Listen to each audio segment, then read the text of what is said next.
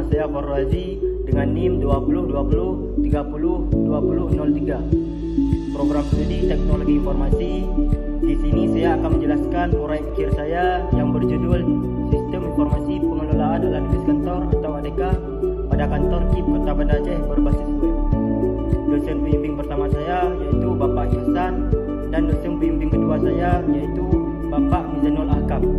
Baik, langsung saja saya jelaskan ke tampilan webnya. Baik, ini adalah tampilan halaman login untuk logistik dan divisi, yang mana logistik saya buat sebagai admin dan divisi saya buat sebagai user. Jika user belum mempunyai akun, maka user bisa melakukan register terlebih dahulu. Baik, langsung saja saya masuk ke halaman user terlebih dahulu. Masukkan email dan password.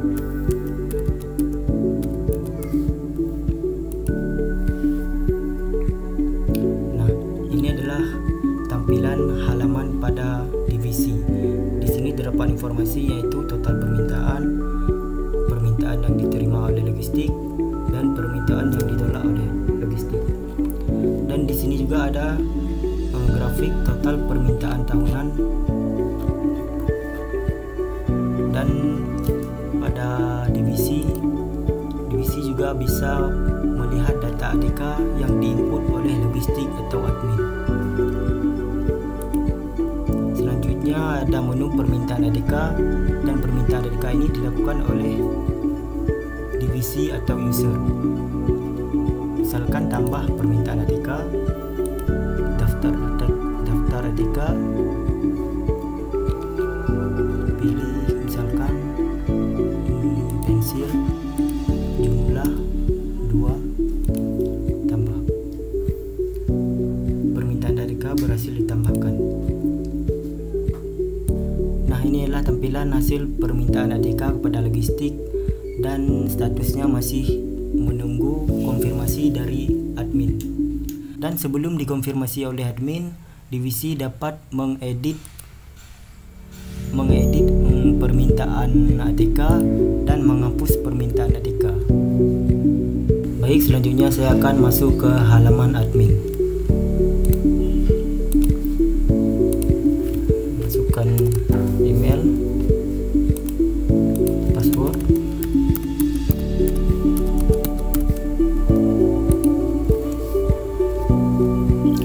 Nah, ini adalah halaman utama pada admin atau logistik.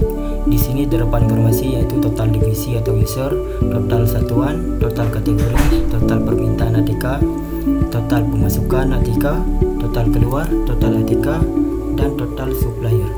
Dan di sini juga terdapat grafik perbandingan pemasukan dan pengeluaran dari tahun ke tahun.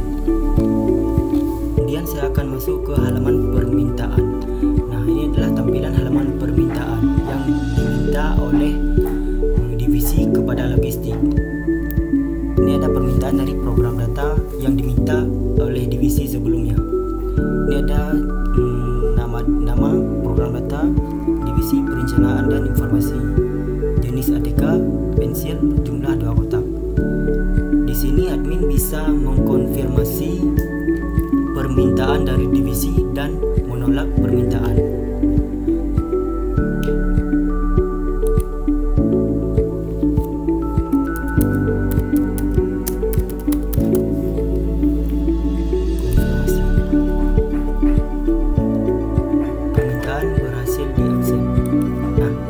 Sudah dikonfirmasi oleh admin, statusnya berubah menjadi disetujui.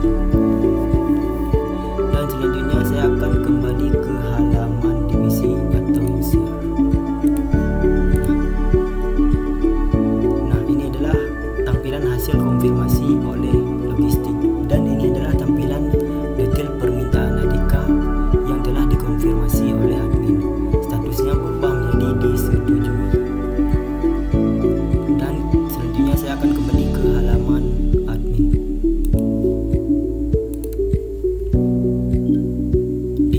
Di halaman admin terdapat beberapa menu, yaitu ada menu kategori, satuan, data divisi, supplier, pengeluaran, pemasukan, dan permintaan, pemasukan, dan ada data Atika.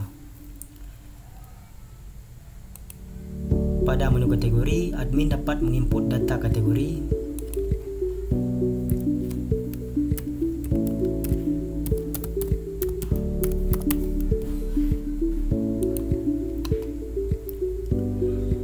kategori berhasil ditambahkan. Dan pada menu satuan, admin dapat menambah data satuan, misalkan lusin, tambah, satuan berhasil ditambahkan. Dan pada menu divisi, di sini admin dapat menambahkan data divisi atau user, yang mana nantinya user bisa melakukan register akun untuk melakukan login. Dan di sini ada juga menu supplier. Admin juga dapat menambahkan data supplier, nomor telepon, alamat,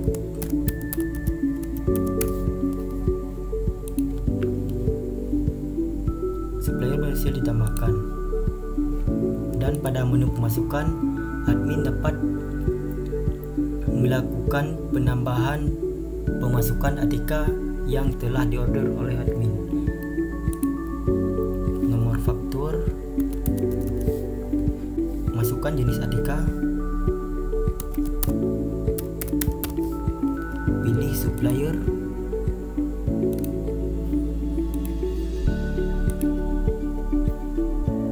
jumlah masuk 4.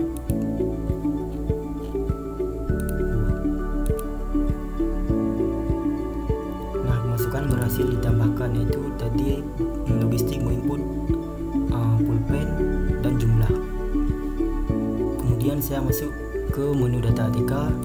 Di sini admin juga dapat menambahkan data Atika yang ditambahkan oleh admin sebelumnya pada pemasukan. Tadi admin memasukkan ada pulpen, select kategori sebagai alat tulis, tambah, data Atika berhasil ditambahkan. Dan kemudian pada menu pengeluaran, di sini pada menu pengeluaran admin hanya dapat melihat data pengeluaran Atika, hasil konfirmasi dari permintaan divisi atau user. Selanjutnya ke menu laporan.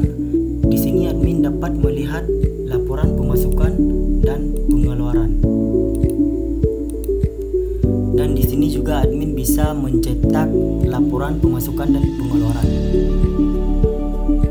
Nah, ini adalah tampilan hasil cetak laporan pemasukan.